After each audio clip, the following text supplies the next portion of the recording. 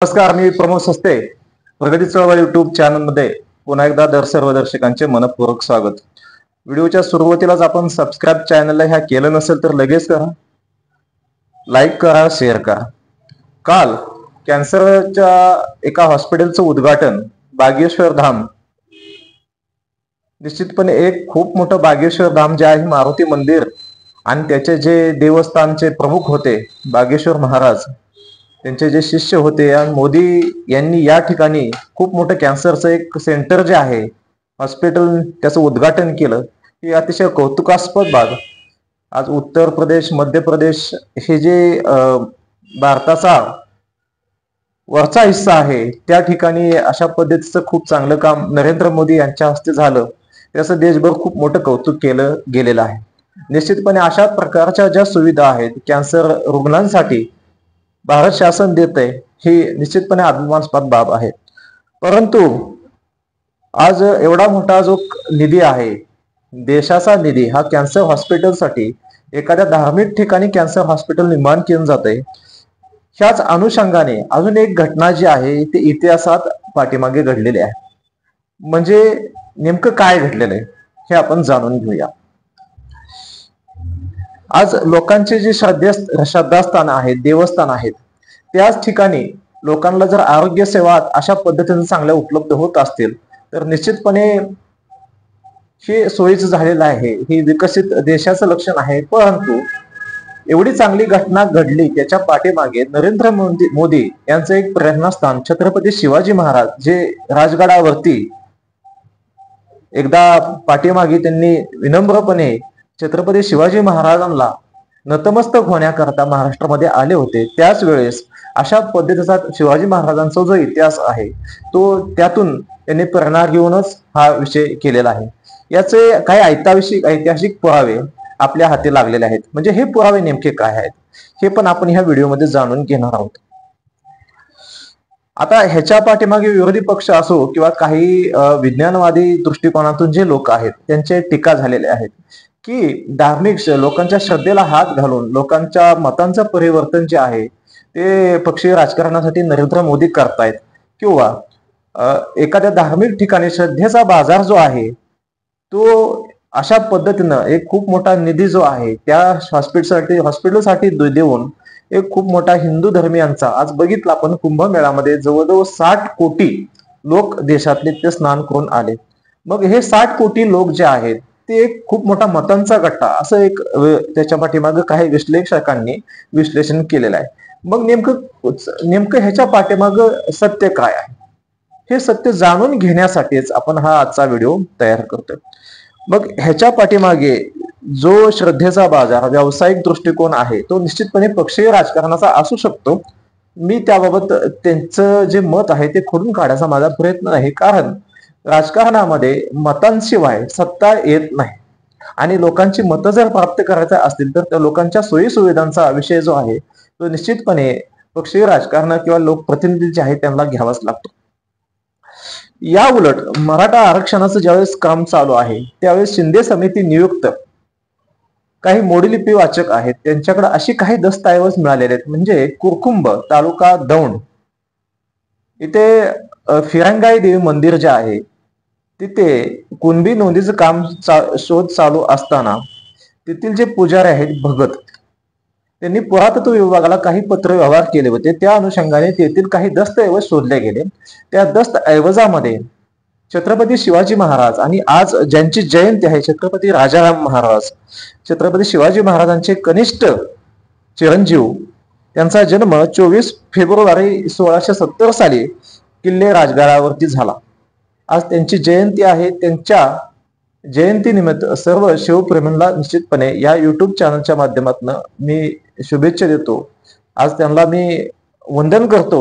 अतिशय ज्येष्ठ जे शिवाजी महाराज, छत्रपती संभाजी महाराजांनंतर छत्रपती राजाराम महाराजांनी स्वराज्याचं जे काम आहे ते खूप निष्ठापूर्वक केलेलं होतं आणि अशा छत्रपती राजाराम महाराजांची आज जयंती आहे. त्या छत्रपती राजाराम महाराजांच्या काळातील दस्तऐवज त्या ठिकाणी पुरातत्व विभागाला मिळालेले आहेत. सौ कांचन अभय कोठावळे ह्या मोडीलिपी तज्ञ आहेत, शिंदे समिती नियुक्त आहेत.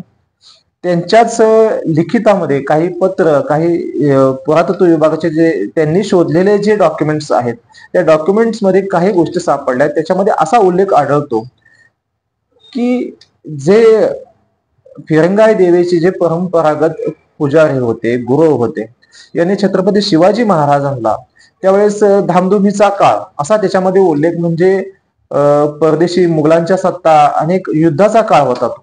या युद्धाच्या काळामध्ये देवी देवतांचे वार्षिक उत्सव, सणवार हे बंद होते.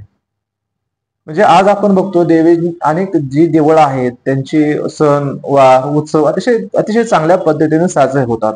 परंतु त्याच्यामध्ये सुद्धा व्हीआयपी कल्चर, म्हणजे एक स्वार्थ, आज देवाला जायचं का, तर माझा काही स्वार्थ असेल, मी जर नवस बोललो तर माझं हे व्हावं ते व्हावं. तसंच बागेश्वर धाम जिथे नरेंद्र मोदी गेले होते, त्या बागेश्वर धामची प्रचिती अशी आहे की तिथे गेल्यानंतर बागेश्वर धाम, तिथे भूत प्रेत पिशाच हे काढले जातात. तिथे त्या देवाला नवस बोलले जातात, मला आमदार होऊ दे, खासदार होऊ दे, अधिकारी माझा मुलगा होऊ दे, माझे एवढं उत्पन्न व्यवसायात वाढ होऊ दे. अशा पद्धतीचे देवी देवस्थानला आपण जाताना बघतो. आज काही ठिकाणी तर बळी दिले जातात. मी ज्या गावामध्ये राहतो, अलीकडच्याच मागच्या 5-6 महिन्यामध्ये तिथे नर बळी दिला गेला. ही अतिशय एक दुर्दैवी बाब आहे. त्याचा शोध अजूनही पोलीस प्रशासन घेत आहे. मध्ये एक योग्य माहिती देणारास 1 लाख रुपये बक्षीस जाहीर करून पोलीस प्रशासन मोकळं झालं. त्यांना त्याचा काय पुढे अजून काही निष्पन्न झालेलं नाहीये, आणि निष्पन्न होईल का नाही याबाबत सुद्धा साशंकता आहे. कारण पोलीस प्रशासनावरती राजकारण्यांचाच जो सुरक्षेचा भार आहे, तेच म्हणजे खूप मोठं एक डॉंकी वर्क म्हणतो आपण, ते पोलीस प्रशासन करताना दिसतं. त्यांना सर्वसामान्यांचे प्रश्न सोडवण्यासाठी कधी वेळ नसतोच. ते ठीक आहे, त्यांना पगार मिळाला, त्यांचं कुटुंब चालतं, सुखासुखी खातात ते लोक. परंतु एक व्हीआयपी कल्चर जे आहे ते देवस्थानामध्ये अलीकडच्या काळामध्ये खूप मोठ्या प्रमाणात आपल्याला दिसतं. म्हणजे देवस्थानं ही जास्तीत जास्त जे पैसे देणारे लोक आहेत, देवस्थानावरती खर्च करणारे लोक आहेत, ते त्या ठिकाणी देवस्थानाचा पुरेपूर उपभोग घेताना दिसतात. छत्रपती शिवाजी महाराजांच्या काळामध्ये हे होतं का, तर निश्चितपणे काही जे दस्तऐवज मिळालेले आहेत त्या दस्तऐवजामध्ये सौ कांचन अभय कोटावळे, मोडलिपी तज्ज्ञ, पुणे यांनी ते दस्तऐवज शोधलेले आहेत. त्या दस्तऐवजामध्ये असा उल्लेख आहे की धामधुमीच्या काळामध्ये, युद्धाच्या काळामध्ये जे वार्षिक सणवार उत्सव बंद पडलेले होते, फिरंगाई देवस्थान अतिशय जागृत देवस्थान आहे, हे देवस्थान आपण हे वार्षिक सणवार उत्सव जो आहे तो चालू करून द्यावा असे पत्र व्यवहार. म्हणजे त्या मोगलाईच्या काळामध्ये देवस्थानामध्ये पूजा करणं, नैवेद्य दाखवणं सुद्धा अशक्य होतं, एवढी त्यांची दहशत होती. आणि तसं एखाद्या पुजाऱ्यानं एखाद्या राजाकडे मागणी करणं, पैशाची मागणी करणं, देवस्थानासाठी देणगी मागणं, हा प्रकार त्या पत्रामध्ये नसून राज्याचा हितासाठी असा उल्लेख आहे. म्हणजे आपण राज्याच्या हितासाठी ही देवी जागृत आहे. जर आपण सणवार उत्सव, वार्षिक सणवार उत्सव किंवा नैवेद्य जे आहे देवीला, ती प्रथा चालू करून दिली तर निश्चितपणे राज्याच्या स्वराज्याच्या यशासाठी, स्वराज्याच्या हितासाठी निश्चितपणे देवी आपल्याला आशीर्वाद देईल, असा उल्लेख त्याच्यामध्ये आढळून आलेला आहे. आणि आपण अनेक वेळा बघितलं की छत्रपती शिवाजी महाराज, छत्रपती संभाजी महाराज, छत्रपती राजाराम महाराज ह्या महान विभूतींनी महाराष्ट्रातील अनेक देवस्थानला अभय दिलं. म्हणजे आपण असे राजे बघतो की स्वतःच्या वैयक्तिक स्वार्थासाठी देवस्थानच्या देणग्या सुद्धा आपल्या खिशात घालणारे अनेक राजे अलीकडच्या काळामध्ये या संविधानिक लोकशाहीमध्ये आपल्याला पाहायला मिळतात. पण तो असा छत्रपती शिवाजी महाराज, छत्रपती संभाजी महाराज, छत्रपती राजाराम महाराज हे असे राजे होते जे राज्याच्या हितासाठी देवस्थानला अभय देत होते. त्यांनी त्या देवस्थानचा वार्षिक सणवार उत्सव हा स्वतःच्या ताकदीनं राज्याच्या हितासाठी चालू केलेला होता. आणि तो राज्याच्या हितासाठी म्हणजे वैयक्तिक स्वार्थ बाजूला ठेवून आपण बघतो आज वैयक्तिक स्वार्थासाठी अनेक देवस्थानला वापरून, लोकांच्या भावनांशी खेळून, मतांचं राजकारण करून सत्ताही प्राप्त करण्यासाठी अलीकडच्या काळातील लोकप्रतिनिधी कुठल्याही थराला जातात. पण छत्रपती शिवाजी महाराज छत्रपती संभाजी महाराज, छत्रपती राजाराम महाराज यांनी राज्याच्या हितासाठी, म्हणजे ती देवी जागृत आहे, देवीचा आशीर्वाद प्राप्त करण्यासाठी त्या देवस्थानला अभय देऊन वर्षाचे जे सणवार उत्सव आहेत हे चालू केले. हा फरक आहे.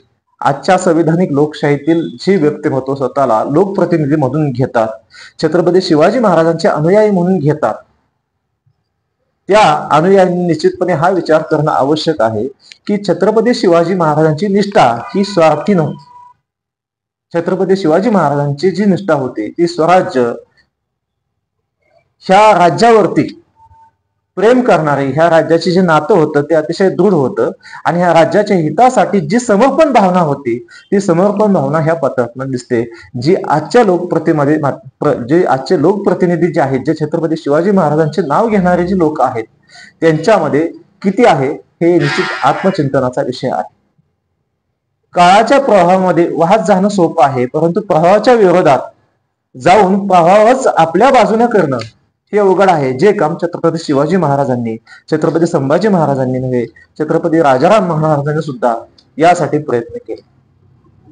जो मुख्य प्रवाह आहे तो आपण स्वतः होणे, मुख्य प्रवाहावरती सत्ता असणं, हे छत्रपती शिवाजी महाराज, संभाजी महाराज, राजाराम महाराजांना जे जमलं ते आज कुठल्या लोकप्रतिनिधीला जमतंय ही मात्र एक विश्लेषणाची बाब आहे.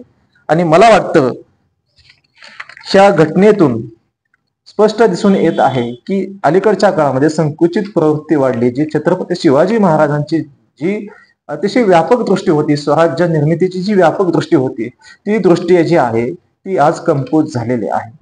आज आपण बघतो घराघरामध्ये लहान मुलांच्या हातामध्ये मोबाईल हेच विश्व झालेलं आहे. हे एक कशाचं प्रतिकात्मक स्वरूप आहे तर संकुचित प्रवृत्तीचं हे चित्र आहे. जे थोर विभूती होऊन गेला त्या संकुचित प्रवृत्तीच्या नव्हत्या म्हणून ते खूप मोठं कार्य करू शकले. आज त्यांचं जे नाव आहे ते खूप आदरानं आणि पावित्र्याने घेतलं जातं. परंतु आपण आपल्या मुलांना संकुचित प्रवृत्तीत जर अडकून ठेवत असेल तर निश्चितपणे आपण आपल्या देशाचंच भविष्य नव्हे, आपण आपल्या कुटुंबाचं, त्या मुलाचंच भविष्य धोक्यात घालतोय. ही आशंका या युट्यूब चॅनलच्या माध्यमातून व्यक्त करतो. मला निश्चितपणे एक सूचना द्यावीशी वाटते की परिवर्तन झालं पाहिजे. नेमकं काय घ्यावं हे समजलं पाहिजे. आपण ह्या छोट्याशा विश्वातून बाहेर पडून खूप मोठा व्यापक दृष्टिकोन आपल्या मुलांसाठी देणं गरजेचं आहे. इतिहास हा फक्त वाचण्यासाठी नसून तो इतिहास घडवण्यासाठी असावा ही एक प्रामाणिक इच्छा आहे. जय शिवराय. छत्रपती राजाराम महाराज यांच्या जयंतीनिमित्त त्यांना विनम्र अभिवादन. जय शिवराय. नमस्कार, मी प्रमोद सस्ते. प्रगती चळवळ युट्यूब चॅनलमध्ये पुन्हा एकदा सर्व दर्शकांचे मनपूर्वक स्वागत. व्हिडिओच्या सुरुवातीलाच आपण सबस्क्राईब चॅनलला ह्या केलं नसेल तर लगेच करा, लाईक करा, शेअर करा. काल कॅन्सरच्या एका हॉस्पिटलचं उद्घाटन बागेश्वर धाम, निश्चितपणे एक खूप मोठं बागेश्वर धाम जे आहे मारुती मंदिर आणि त्याचे जे देवस्थानचे प्रमुख होते बागेश्वर महाराज, त्यांचे जे शिष्य होते आणि मोदी यांनी या ठिकाणी खूप मोठं कॅन्सरचं एक सेंटर जे आहे हॉस्पिटल त्याचं उद्घाटन केलं. ही अतिशय कौतुकास्पद बाब. आज उत्तर प्रदेश, मध्य प्रदेश हे जे भारताचा वरचा हिस्सा आहे त्या ठिकाणी अशा पद्धतीचं खूप चांगलं काम नरेंद्र मोदी यांच्या हस्ते झालं. त्याचं देशभर खूप मोठं कौतुक केलं गेलेलं आहे. निश्चितपणे अशा प्रकारच्या ज्या सुविधा आहेत कॅन्सर रुग्णांसाठी भारत शासन देते ही निश्चितपणे अभिमानास्पद बाब आहे. परंतु आज एवढा मोठा जो निधी आहे, देशाचा निधी, हा कॅन्सर हॉस्पिटलसाठी एखाद्या धार्मिक ठिकाणी कॅन्सर हॉस्पिटल निर्माण केलं जाते. ह्याच अनुषंगाने अजून एक घटना जी आहे ती इतिहासात पाठीमागे घडलेली आहे. म्हणजे नेमकं काय घडलेलं आहे हे आपण जाणून घेऊया. आज लोकांचे जे श्रद्धास्थान आहेत, देवस्थान आहेत, त्याच ठिकाणी लोकांना जर आरोग्य सेवा अशा पद्धतीने चांगल्या उपलब्ध होत असतील तर निश्चितपणे हे सोयीचं झालेलं आहे. हे विकसित देशाचं लक्षण आहे. परंतु एवढी चांगली घटना घडली त्याच्या पाठीमागे नरेंद्र मोदी यांचं एक प्रेरणास्थान छत्रपती शिवाजी महाराज, जे राजगडावरती एकदा पाठीमागे त्यांनी विनम्रपणे छत्रपती शिवाजी महाराजांना नतमस्तक होण्याकरता महाराष्ट्रामध्ये आले होते, त्याच वेळेस अशा पद्धतीचा शिवाजी महाराजांचा जो इतिहास आहे तो त्यातून त्यांनी प्रेरणा घेऊनच हा विषय केलेला आहे. याचे काही ऐतिहासिक पुरावे आपल्या हाती लागलेले आहेत. म्हणजे हे पुरावे नेमके काय आहेत हे पण आपण ह्या व्हिडिओमध्ये जाणून घेणार आहोत. आता ह्याच्या पाठीमागे विरोधी पक्ष असो किंवा काही विज्ञानवादी दृष्टिकोनातून जे लोक आहेत त्यांचे टीका झालेले आहेत की धार्मिक लोकांच्या श्रद्धेला हात घालून लोकांच्या मतांचं परिवर्तन जे आहे ते पक्षीय राजकारणासाठी नरेंद्र मोदी करतायत, किंवा एखाद्या धार्मिक ठिकाणी श्रद्धेचा बाजार जो आहे तो अशा पद्धतीनं एक खूप मोठा निधी जो आहे त्या हॉस्पिटलसाठी देऊन एक खूप मोठा हिंदू धर्मियांचा, आज बघितला आपण कुंभमेळ्यामध्ये जवळजवळ 60 कोटी लोक देशातले ते स्नान करून आले. मग हे 60 कोटी लोक जे आहेत ते एक खूप मोठा मतांचा गट्टा असं एक त्याच्या पाठीमागे काही विश्लेषकांनी विश्लेषण केलेलं आहे. मग नेमकं ह्याच्या पाठीमागं सत्य काय आहे हे सत्य जाणून घेण्यासाठीच आपण हा आजचा व्हिडिओ तयार करतोय. मग ह्याच्या पाठीमागे जो श्रद्धेचा बाजार व्यावसायिक दृष्टिकोन आहे तो निश्चितपणे पक्षीय राजकारणाचा असू शकतो. मी त्याबाबत त्यांचं जे मत आहे ते खोडून काढायचा माझा प्रयत्न नाही, कारण राजकारणामध्ये मतांशिवाय सत्ता येत नाही आणि लोकांची मतं जर प्राप्त करायचं असतील तर त्या लोकांच्या सोयी सुविधांचा विषय जो आहे तो निश्चितपणे पक्षीय राजकारण किंवा लोकप्रतिनिधी जे आहेत त्यांना घ्यावाच लागतो. या उलट मराठा आरक्षणाचं ज्यावेळेस काम चालू आहे त्यावेळेस शिंदे समिती नियुक्त काही मोडीलिपी वाचक आहेत त्यांच्याकडे अशी काही दस्तऐवज मिळालेले आहेत. म्हणजे कुरकुंब तालुका दौंड इथे फिरंगाई देवी मंदिर जे आहे तिथे कुणबी नोंदीचं काम शोध चालू असताना तेथील जे पुजारी आहेत भगत त्यांनी पुरातत्व विभागाला काही पत्र व्यवहार केले होते. त्या अनुषंगाने तेथील काही दस्तऐवज शोधले गेले. त्या दस्तऐवजामध्ये छत्रपती शिवाजी महाराज आणि आज ज्यांची जयंती आहे छत्रपती राजाराम महाराज, छत्रपती शिवाजी महाराजांचे कनिष्ठ चिरंजीव, त्यांचा जन्म 24 फेब्रुवारी 1670 साली किल्ले राजगडावरती झाला.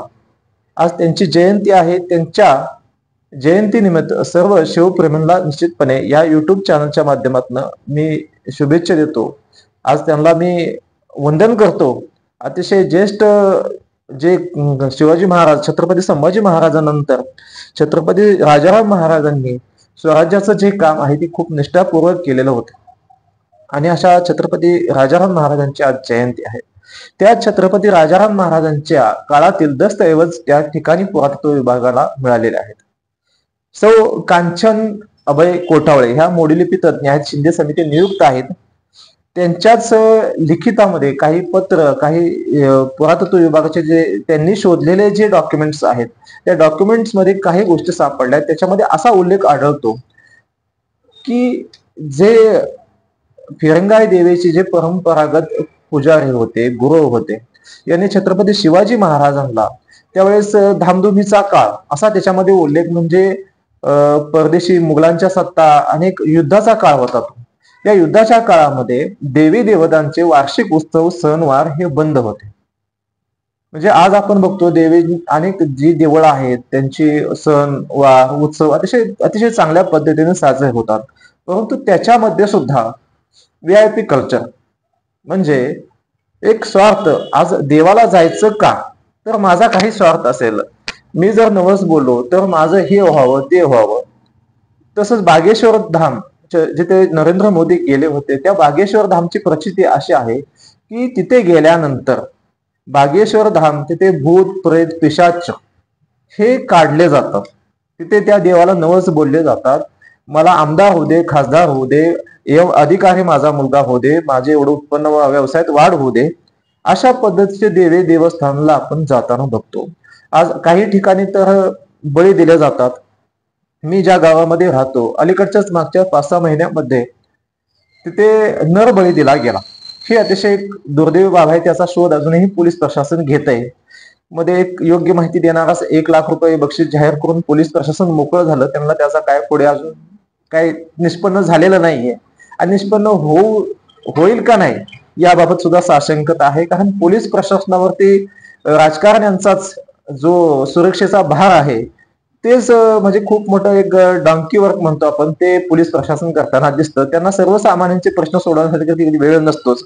ते ठीक आहे, त्यांना पगार मिळाला, त्यांचं कुटुंब चालतं, सुखासुखी खातात ते लोक. परंतु एक व्हीआयपी कल्चर जे आहे ते देवस्थानामध्ये अलीकडच्या काळामध्ये खूप मोठ्या प्रमाणात आपल्याला दिसतं. म्हणजे देवस्थानं ही जास्तीत जास्त जे पैसे देणारे लोक आहेत, देवस्थानावरती खर्च करणारे लोक आहेत, ते त्या ठिकाणी देवस्थानाचा पुरेपूर उपभोग घेताना दिसतात. छत्रपती शिवाजी महाराजांच्या काळामध्ये हे होतं का?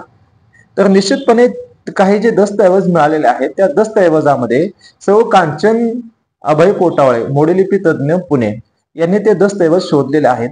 त्या दस्तऐवजामध्ये असा उल्लेख आहे की धामधुमीच्या काळामध्ये, युद्धाच्या काळामध्ये जे वार्षिक सणवार उत्सव बंद पडलेले होते, फिरंगाई देवस्थान अतिशय जागृत देवस्थान आहे, हे देवस्थान आपण हे वार्षिक सणवार उत्सव जो आहे तो चालू करून द्यावा असे पत्र व्यवहार.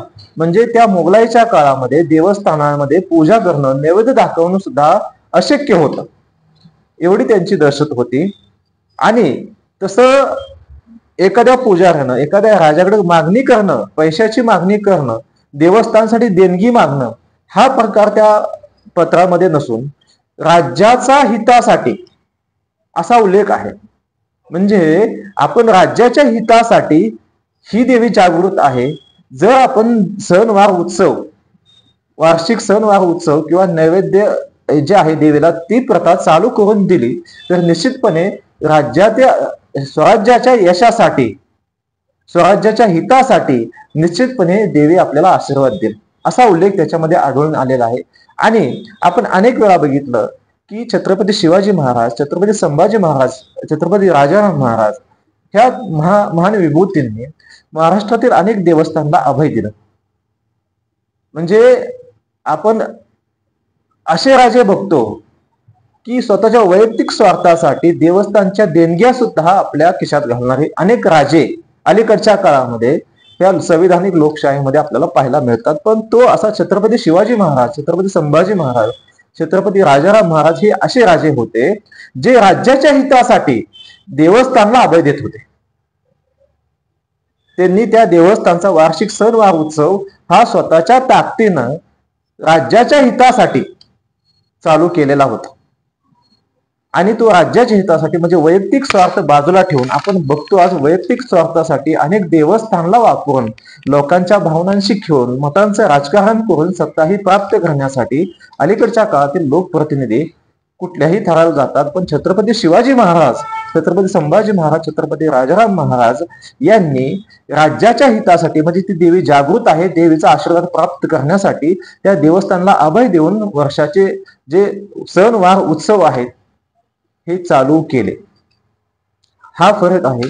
आजच्या संविधानिक लोकशाहीतील जे व्यक्तिमत्व स्वतःला लोकप्रतिनिधी म्हणून घेतात, छत्रपती शिवाजी महाराजांचे अनुयायी म्हणून घेतात, त्या अनुयायांनी निश्चितपणे हा विचार करणं आवश्यक आहे की छत्रपती शिवाजी महाराजांची निष्ठा ही स्वार्थी नव्हती. छत्रपती शिवाजी महाराजांची जी निष्ठा होती ती स्वराज्य, ह्या राज्यावरती प्रेम करणारे, ह्या राज्याचे जे नातं होतं ते अतिशय दृढ होतं. आणि ह्या राज्याच्या हितासाठी जी समर्पण भावना होती ती समर्पण भावना ह्या पत्रातून दिसते. जी आजच्या जे आजचे लोकप्रतिनिधी जे आहेत, जे छत्रपती शिवाजी महाराजांचे नाव घेणारे जे लोक आहेत त्यांच्यामध्ये किती आहे हे निश्चित आत्मचिंतनाचा विषय आहे. काळाच्या प्रवाहामध्ये वाहत जाणं सोपं आहे, परंतु प्रवाहाच्या विरोधात जाऊन प्रवाहच आपल्या बाजूने करणं हे अवघड आहे. जे काम छत्रपती शिवाजी महाराजांनी, छत्रपती संभाजी महाराजांनी नव्हे, छत्रपती राजाराम महाराजांनी सुद्धा यासाठी प्रयत्न केले.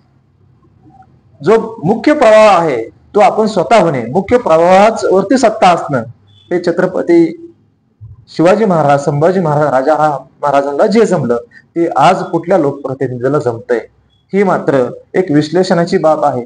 आणि मला वाटतं ह्या घटनेतून स्पष्ट दिसून येत आहे की अलीकडच्या काळामध्ये संकुचित प्रवृत्ती वाढली. जी छत्रपती शिवाजी महाराजांची जी अतिशय व्यापक दृष्टी होती, स्वराज्य निर्मितीची जी व्यापक दृष्टी होती, ती दृष्टी जी आहे ती आज कमकुवत झालेली आहे. आज आपण बघतो घराघरामध्ये लहान मुलांच्या हातामध्ये मोबाईल हेच विश्व झालेलं आहे. हे एक कशाचं प्रतीकात्मक स्वरूप आहे, तर संकुचित प्रवृत्तीचं हे चित्र आहे. जे थोर विभूती होऊन गेला त्या संकुचित प्रवृत्तीच्या नव्हत्या म्हणून ते खूप मोठं कार्य करू शकले. आज त्यांचं जे नाव आहे ते खूप आदरानं आणि पावित्र्याने घेतलं जातं. परंतु आपण आपल्या मुलांना संकुचित प्रवृत्तीत जर अडकून ठेवत असेल तर निश्चितपणे आपण आपल्या देशाचंच भविष्य नव्हे, आपण आपल्या कुटुंबाचं, त्या मुलाचंच भविष्य धोक्यात घालतोय. ही आशंका या युट्यूब चॅनलच्या माध्यमातून व्यक्त करतो. मला वाटलं मला निश्चितपणे एक सूचना द्यावीशी वाटते की परिवर्तन झालं पाहिजे, नेमकं काय घ्यावं हे समजलं पाहिजे. आपण ह्या छोट्याशा विश्वातून बाहेर पडून खूप मोठा व्यापक दृष्टिकोन आपल्या मुलांसाठी देणं गरजेचं आहे. इतिहास हा फक्त वाचण्यासाठी नसून तो इतिहास घडवण्यासाठी असावा ही एक प्रामाणिक इच्छा आहे. जय शिवराय. छत्रपती राजाराम महाराज यांच्या जयंतीनिमित्त त्यांना विनम्र अभिवादन. जय शिवराय. नमस्कार, मी प्रमोद सस्ते. प्रगती चळवळ युट्यूब चॅनलमध्ये पुन्हा एकदा सर्व दर्शकांचे मनपूर्वक स्वागत. व्हिडिओच्या सुरुवातीलाच आपण सबस्क्राईब चॅनलला ह्या केलं नसेल तर लगेच करा, लाईक करा, शेअर करा.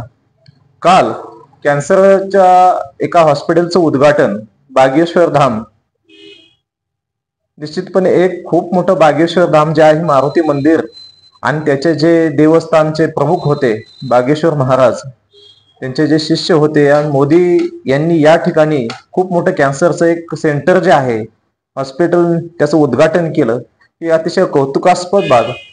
आज उत्तर प्रदेश, मध्य प्रदेश हे जे भारताचा वरचा हिस्सा आहे त्या ठिकाणी अशा पद्धतीचं खूप चांगलं काम नरेंद्र मोदी यांच्या हस्ते झालं. त्याचं देशभर खूप मोठं कौतुक केलं गेलेलं आहे. निश्चितपणे अशा प्रकारच्या ज्या सुविधा आहेत कॅन्सर रुग्णांसाठी भारत शासन देतंय ही निश्चितपणे अभिमानास्पद बाब आहे. परंतु आज एवढा मोठा जो निधी आहे, देशाचा निधी, हा कॅन्सर हॉस्पिटलसाठी एखाद्या धार्मिक ठिकाणी कॅन्सर हॉस्पिटल निर्माण केलं जातंय.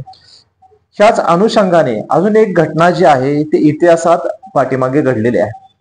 म्हणजे नेमकं काय घडलेलं आहे हे आपण जाणून घेऊया.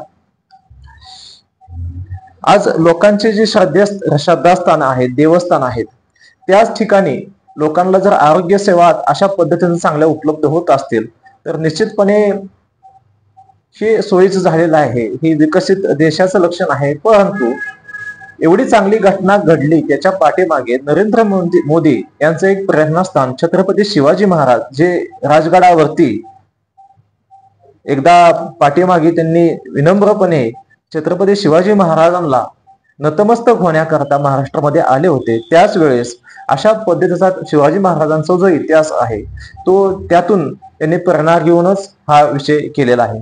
याचे काही ऐतिहासिक पुरावे आपल्या हाती लागलेले आहेत. म्हणजे हे पुरावे नेमके काय आहेत हे पण आपण ह्या व्हिडिओमध्ये जाणून घेणार आहोत. आता ह्याच्या पाठीमागे विरोधी पक्ष असो किंवा काही विज्ञानवादी दृष्टिकोनातून जे लोक आहेत त्यांचे टीका झालेले आहेत की धार्मिक लोकांच्या श्रद्धेला हात घालून लोकांच्या मतांचं परिवर्तन जे आहे ते पक्षीय राजकारणासाठी नरेंद्र मोदी करतायत, किंवा एखाद्या धार्मिक ठिकाणी श्रद्धेचा बाजार जो आहे तो अशा पद्धतीनं एक खूप मोठा निधी जो आहे त्या हॉस्पिटलसाठी देऊन एक खूप मोठा हिंदू धर्मियांचा, आज बघितलं आपण कुंभमेळ्यामध्ये जवळजवळ 60 कोटी लोक देशातले ते स्नान करून आले. मग हे 60 कोटी लोक जे आहेत ते एक खूप मोठा मतांचा गट्टा असं एक त्याच्या पाठीमागे काही विश्लेषकांनी विश्लेषण केलेलं आहे. मग नेमकं ह्याच्या पाठीमागं सत्य काय आहे हे सत्य जाणून घेण्यासाठीच आपण हा आजचा व्हिडिओ तयार करतोय. मग ह्याच्या पाठीमागे जो श्रद्धेचा बाजार, व्यावसायिक दृष्टिकोन आहे तो निश्चितपणे पक्षीय राजकारणाचा असू शकतो. मी त्याबाबत त्यांचं जे मत आहे ते खोडून काढायचा माझा प्रयत्न नाही, कारण राजकारणामध्ये मतांशिवाय सत्ता येत नाही आणि लोकांची मतं जर प्राप्त करायचं असतील तर त्या लोकांच्या सोयी सुविधांचा विषय जो आहे तो निश्चितपणे पक्षीय राजकारण किंवा लोकप्रतिनिधी जे आहेत त्यांना घ्यावाच लागतो. या उलट मराठा आरक्षणाचं ज्यावेळेस काम चालू आहे त्यावेळेस शिंदे समिती नियुक्त काही मोडीलिपी वाचक आहेत त्यांच्याकडे अशी काही दस्तऐवज मिळालेले आहेत. म्हणजे कुरकुंब तालुका दौंड इथे फिरंगाई देवी मंदिर जे आहे तिथे कुणबी नोंदीचं काम शोध चालू असताना तेथील जे पुजारी आहेत भगत त्यांनी पुरातत्व विभागाला काही पत्र व्यवहार केले होते. त्या अनुषंगाने तेथील काही दस्तऐवज शोधले गेले. त्या दस्तऐवजामध्ये छत्रपती शिवाजी महाराज आणि आज ज्यांची जयंती आहे छत्रपती राजाराम महाराज, छत्रपती शिवाजी महाराजांचे कनिष्ठ चिरंजीव, त्यांचा जन्म 24 फेब्रुवारी 1670 साली किल्ले राजगडावरती झाला. आज त्यांची जयंती आहे. त्यांच्या जयंतीनिमित्त सर्व शिवप्रेमींना निश्चितपणे या युट्यूब चॅनलच्या माध्यमातून मी शुभेच्छा देतो. आज त्यांना मी वंदन करतो. अतिशय ज्येष्ठ जे शिवाजी महाराज, छत्रपती संभाजी महाराजांनंतर छत्रपती राजाराम महाराजांनी स्वराज्याचं जे काम आहे ते खूप निष्ठापूर्वक केलेलं होतं. आणि अशा छत्रपती राजाराम महाराजांची आज जयंती आहे. त्या छत्रपती राजाराम महाराजांच्या काळातील दस्तऐवज त्या ठिकाणी पुरातत्व विभागाला मिळालेले आहेत. सौ कांचन अभय कोठावळे ह्या मोडीलिपी तज्ज्ञ आहेत, शिंदे समिती नियुक्त आहेत. त्यांच्याच लिखितामध्ये काही पत्र, काही पुरातत्व विभागाचे जे त्यांनी शोधलेले जे डॉक्युमेंट्स आहेत त्या डॉक्युमेंट्स मध्ये काही गोष्टी सापडल्या. त्याच्यामध्ये असा उल्लेख आढळतो की जे फिरंगाई देवीचे जे परंपरागत पुजारी होते, गुरु होते, यांनी छत्रपती शिवाजी महाराजांना त्यावेळेस धामधुमीचा काळ असा त्याच्यामध्ये उल्लेख, म्हणजे परदेशी मुघलांच्या सत्ता, अनेक युद्धाचा काळ होता.